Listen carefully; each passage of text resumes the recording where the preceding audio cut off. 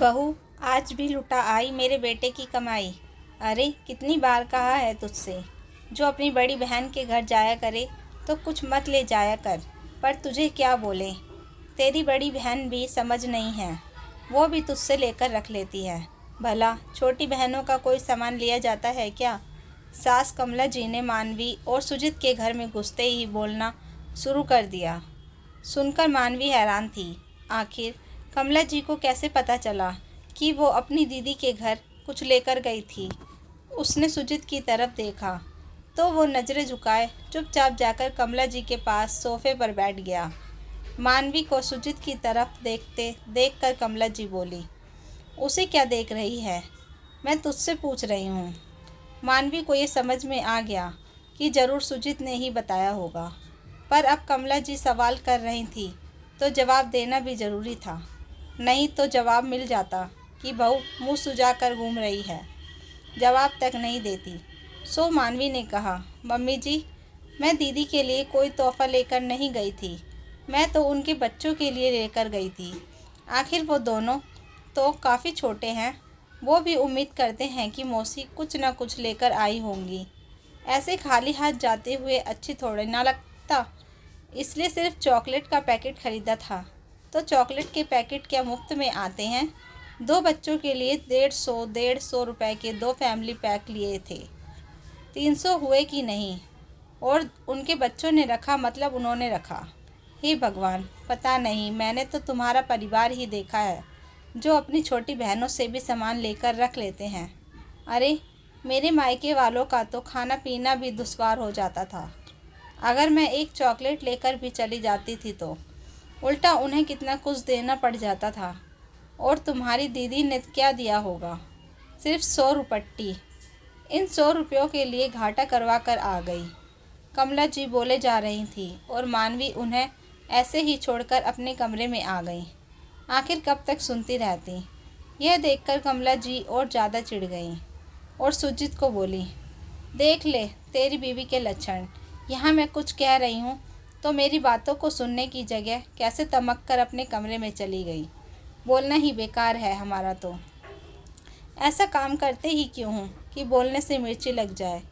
यह देखकर सुजीत कमरे में गया और मानवी से बोला, मानवी, ये क्या तरीका है? मम्मी तुमसे बोल रही थी और तुम बीच में ही आ गई।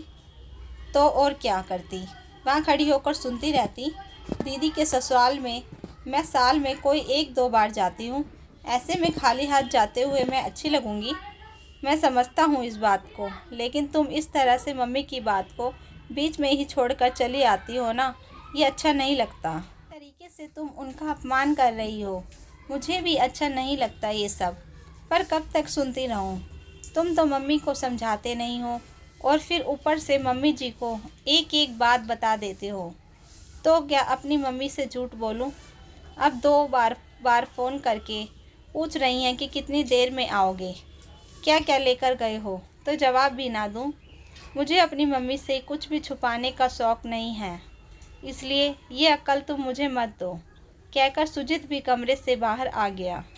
कमरे में रह गई तो अकेली मानवी। सुजित और मानवी की शादी को ज़्यादा वक्त नहीं हुआ था, अभी 3 साल ही हुए हैं। पर इन 3 सालों में मानवी को ये अच्छे से समझ में आ गया कि कमला जी को मानवी का अपने मायके में कोई भी सामान तोहफे के रूप में ले जाना पसंद नहीं, क्योंकि वो इन सब चीज़ों को रिवाज के खिलाफ मानती हैं। उनका मानना था कि बहन बेटियों से कभी कोई सामान नहीं लिया जाता, बल्कि उन्हें दिया जाता है। इसलिए वो खुद के मायके भी कभी कोई तोहफ़ा लेकर नहीं जाती और मानवी को भी अपने मायके या अपनी दीदी के बच्चों के लिए कोई सामान ले जाने से इनकार कर देती। पर मानवी की दीदी के बच्चे छोटे हैं, तो वो भी ये उम्मीद करते थे कि मौसी जब भी आएगी कुछ न कुछ लेकर ही आएगी। कमला जी की इन्हीं आदतों के कारण वो अपने मायके में भी कंजूस बुआ और कंजूस मौसी के नाम से ही फेमस थी। पर उन्हें इससे कोई फ़र्क नहीं पड़ता था। वो तो अपनी इस आदत को बड़ी सफाई से रिवाज का नाम दे देती थी, लेकिन अब वो बहू को भी रोकने की कोशिश करती थी। इसलिए कई बार मानवी बिना बताए ही छोटा मोटा तोहफ़ा खरीद कर ले जाती थी, लेकिन जब वो सुजीत के साथ जाती थी तो कमला जी सुजीत को फ़ोन करके पूछती थी कि आखिर मानवी क्या लेकर गई है, और सुजीत एक आदर्श बेटे की तरह सब कुछ उन्हें बता भी देता था। उसके बाद घर आने पर कमला जी मानवी को अच्छे से डांट लगाती थी, पर सुजीत कमला जी के सामने कुछ नहीं कहता। लेकिन अभी कुछ दिन बाद मानवी के छोटे भाई की शादी पक्की हो गई। अब कमला जी को ये टेंशन हो गई कि मानवी आखिर क्या तोहफे में देने वाली है। तो कमला जी अक्सर सुजीत से धीरे से ज़रूर पूछती, आखिर क्या डिसाइड किया उसने अपने भाई भाभी के गिफ्ट के लिए। सुजीत एक ही जवाब देता, मम्मी मुझे नहीं पता, अभी तक उसने कुछ कहा नहीं।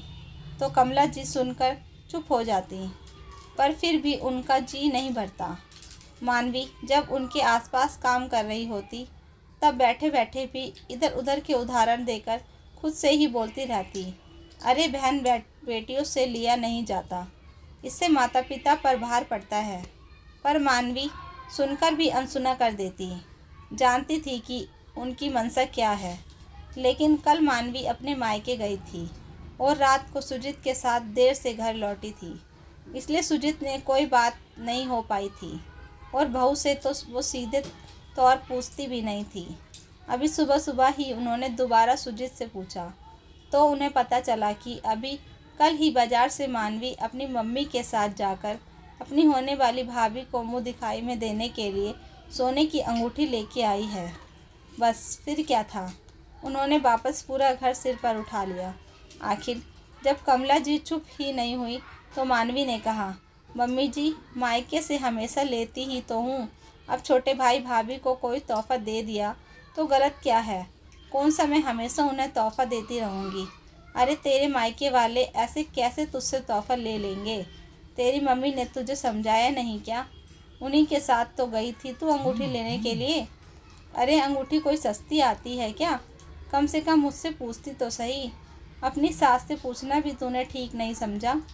मम्मी जी पैसे तो मैं आपके बेटे से लेकर ही गई थी अंगूठी खरीदने के लिए, तो इन्हें तो सब कुछ पता था, तो मैं तो पहले ही इन्हें बता चुकी थी कि मैं सोने की अंगूठी गिफ्ट करूंगी, और फिर मुझे लगा आपको इन्होंने बता दिया होगा क्योंकि आप अक्सर इन्हीं से सब कुछ पूछती हैं।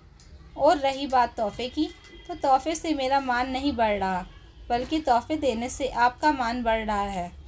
वहाँ तोहफे के साथ मेरा नाम नहीं लिखा जाएगा, वहाँ मेरे पति और मेरे ससुराल वालों का नाम होगा, तो कम से कम अपना मान तो मत गिराइए, आखिर मेरे ससुराल की भी इज्जत है, कम से कम मैं अपनी हैसियत के अनुसार तोहफ़ा दे सकती हूँ। मानवी ने कहा तो सुजीत बीच में ही बोला, हाँ मम्मी ये बात तो मानवी सही बोल रही है, मुझे अच्छे से पता था कि वो क्या देने वाली है, पर आप परेशान ना हो इसलिए कुछ नहीं कहा। वहाँ इतने लोगों के बीच में जब सब लोग तोहफे दे रहे होंगे, अगर हम कुछ नहीं देंगे तो लोग तो यही कहेंगे कि इसके ससुराल वाले कंजूस हैं, हमें ही गलत बताया जाएगा, इसलिए वो जो तोहफ़ा दे रही है उसे लेने दो। आखिर सुजीत को भी मानवी के पक्ष में बोलते देखकर कमला जी बोली, जब तुम दोनों ने डिसाइड कर ही लिया है तो फिर मेरे बोलने से क्या फ़ायदा। मैं तो इसलिए कह रही थी कि आखिर माता पिता के ऊपर भार पड़ता है, तुम्हारा क्या है, तुम तो नए ज़माने की चोचले अपनाते रहो। कहकर कमला जी अपने कमरे में चली गई, लेकिन काफ़ी दिन तक उनका दिल दुखता रहा। आखिरकार सोने की अंगूठी कोई सस्ती तो आती नहीं है, पर जब बेटा बहू एक स्वर में बोल रहे हैं तो वो अकेली क्या ही बोल पाती। तो दोस्तों इस कहानी को लेकर आपकी क्या राय है, कमेंट बॉक्स में ज़रूर बताएं, और अगर कहानी अच्छी लगी हो तो प्लीज़ लाइक करें। अगर आपने हमारे चैनल को अभी तक सब्सक्राइब नहीं किया तो ज़रूर कर लीजिए। तो मिलते हैं ऐसे ही मोटिवेशनल कहानी के साथ। Thank you for watching.